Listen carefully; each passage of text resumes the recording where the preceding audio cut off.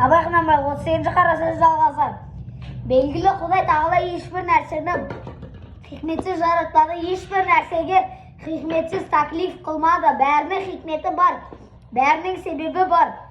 Біздің ғавам бұлай тұрсын, ғылымға махаббатты барларға себеп парыздарды білмектен иштихат ләзім. Сіздер әрбір ғамал қылсаңыз изгүлік деп қаласыз. Изгүлікке бола қасыл етіп ниет етесіз. Ниет оның парызынан. Хисап пайғамбарымыз саллаллаху алейхи ва салламның хадис шарифі: инна агмал бин ният деген.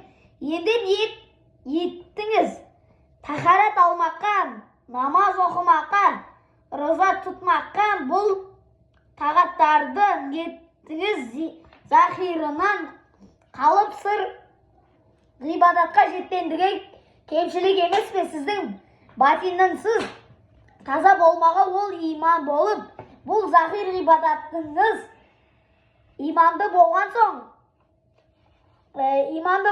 соң ғана парыз болған. Сіздің захирыңыздағы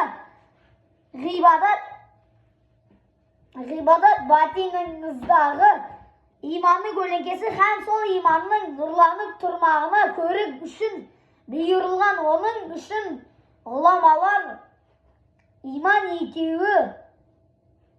екеуі емес, бір ақ езу тағат бірлен нұрланады. Тағат жоқ болса күңгірттенеді, бәлки сөну қаупі де бар деген.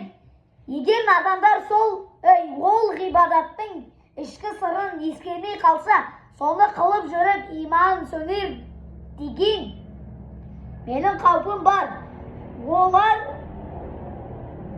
хас осы ғибадат екке Құданың бізге бұйырғаны. Біз осыны алсақ мұсылмандық кәміл болады деп ойлайды. Ол ғибадат күзетшісі еді. Күзеткен нәрсенің амандығын ойламай, бір ғана ояу тұрмағын қасыл қылсан, ол не күзет? Күзеткен нәрсесі қайда кетеді? Мақсат күзетілген нәрсенің амандығы, тазалығы емес пе? Ишараттан хабарсыздар, қара, бұл ғибадат